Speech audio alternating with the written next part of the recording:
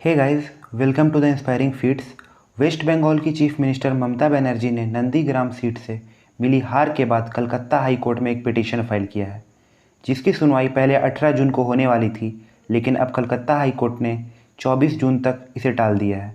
अब इसकी अगली सुनवाई 24 जून को होगी। इससे पहले 2 मई को बंगाल इलेक्शन के नतीजे में शुवेंदु अधिकारी ने टीएमसी सुप्रीमो और मुख्यमंत्री ममता बनर्जी को मात दी थी। इलेक्शन कमीशन के मुताबिक नंदीग्राम सीट से शुवेंदु अधिकारी ने ममता बनर्जी को 1956 वोटों से लगभग हरा दिया था। इसके बाद ममता बनर्जी ने ईवीएम मशीन से छेड़छाड़ का आरोप भी लगाया था। अब सवाल ये आता है कि इलेक्शन कमीशन ने इसमें कोई भी इंटरफेयर क्यों नहीं किया। इलेक्शन कमीशन की रिस्पॉन्सिबिलिटी इलेक्शन के रिजल्ट के साथ ही समाप्त हो जाती है। उसके बाद इलेक्शन पिटीशन ही एक मतदाता या एक उम्मीदवार के लिए फिर से वोटों की जाँच कराने का अंतिम रास्ता होता है, और ऐसा व्यक्ति जिस राज्य में इलेक्शन हुए थे उस राज्य के हाई कोर्ट में इलेक्शन पिटीशन को फाइल करके इलेक्शन के रिजल्ट्स को चुनौती दे सकता है, जिसमें कॉन्स्टिट्यूएंसी लोकेटेड है। अब इस इलेक्शन पिटीशन को फाइल करने का भी नियम है, जिसके अंतर्गत ही आपको चलना पड़ेगा। इलेक्शन पिटीशन इलेक्शन रिजल्ट आने के बाद से 45 दिनों के अंदर ही दर्ज करानी पड़ती है। अगर 45 दिनों के बाद पिटीशन को फाइल किया जाए तो कोर्ट इसे सीधे खारिज कर देती है।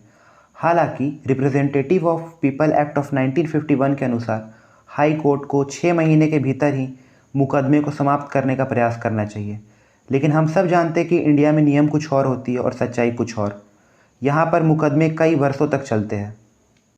आरपी एक्ट के सेक्शन 100 के तहत कोई भी इलेक्शन पिटीशन को फाइल करने की कुछ शर्तें हैं। नंबर 1, यदि चुनाव के दिन जीतने वाला उम्मीदवार चुनाव लड़ने के योग्य ही ना हो तो इलेक्शन पिटीशन फाइल हो सकता है। नंबर 2, जीतने वाला उम्मीदवार, उसके पोल एजेंट या उसकी सहमति से यदि कोई व्यक्ति करप्शन कर रहा हो तो आरपी एक्ट के सेक्शन 123 में बताया गया है कि रिश्वतखोरी, ज़बरदस्ती वो लोगों से वोट की मांग करना या फिर धर्म, जाति, समुदाय या किसी भाषा के आधार पर वोटिंग से बचा जा सकता है।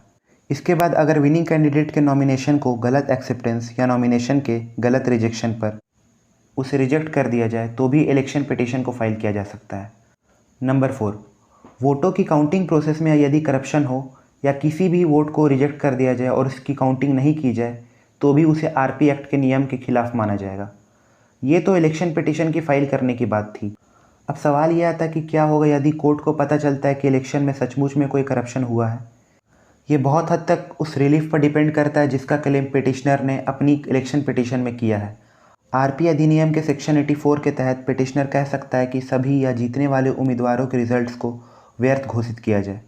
इसके अलावा पिटिशनर कोर्ट से उसे या किसी और उम्मीदवार को विनर घोषित करने के लिए भी कह सकता है, और कोर्ट अपना फैसला पिटिशनर दर्ज कराने वाले व्यक्ति के पक्ष में सुना सकती है। अब बात यह आती है कि क्या कभी कोई ऐसा इलेक्शन हमारे देश में हुआ है जिसमें इलेक्शन पिटीशन के कारण इलेक्शन के रिजल्ट्स को गलत घोषित किया गया हो।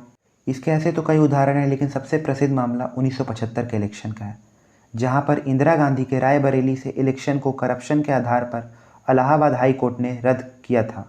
ये इलेक्शन पिटीशन उनके नज़दीकी प्रतिद्वंदी राजनारायण ने दर्ज कराया था, जो कि लगभग 1 लाख वोट से इंदिरा गांधी से हार गए थे।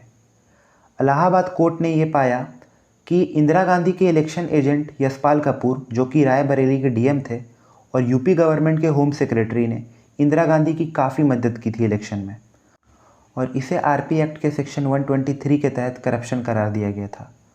तो आज के वीडियो में इतना ही। अगर आप यूपीएससी या किसी भी गवर्नमेंट एग्ज़ाम के प्रिपरेशन कर रहे हो तो हमारे चैनल को सब्सक्राइब कर लीजिए और वीडियो को ज़्यादा से ज़्यादा लाइक कीजिए। मिलते हैं एक नए वीडियो में। Till then good bye. Thank you. जय हिंद।